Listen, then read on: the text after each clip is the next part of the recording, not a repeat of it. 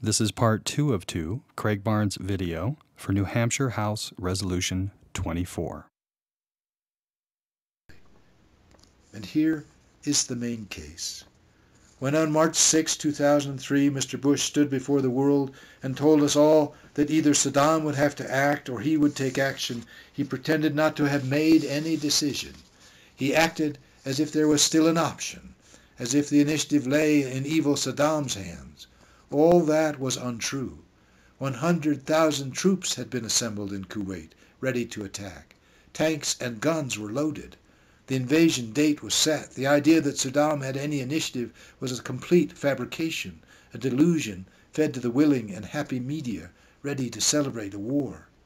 Today, the President tells the world that the initiative lies again in the hands of the Iranians, and yet he has been preparing the case, as he did before, repeating the case against them since 2002, telling them that he will bargain with them only if they give up in advance the rights that are guaranteed to them to enrich uranium under the terms of the Nuclear Non-Proliferation Treaty, telling them that if they will give up the subject of the negotiation before the negotiation, then he will negotiate with them, and if they do not do that, then that is his case for war. Is such deception not grounds for impeachment? And if the deception is intended to create a war that will influence our own fall elections, is such deception not twice grounds for impeachment?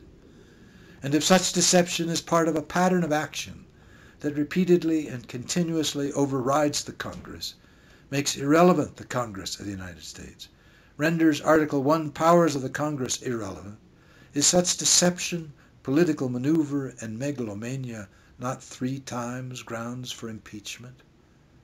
Men and women of New Hampshire act responsibly, not in the way that Washington defines responsible, as in craven reluctance to withstand the seductions of power, but in your own way, as New Hampshire has always acted, precisely because New Hampshire is not located in the center of power.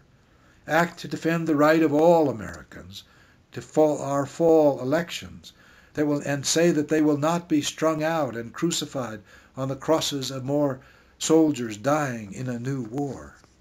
Act because you see again the pattern of 2002 and the pattern of 2003, the pattern to create a wicked and evil enemy, to offer that enemy a false and impossible compromise, to claim that when such false and impossible compromise is not accepted, then that this will be grounds for war, and then to prepare the American public to bear the price and suffering of war.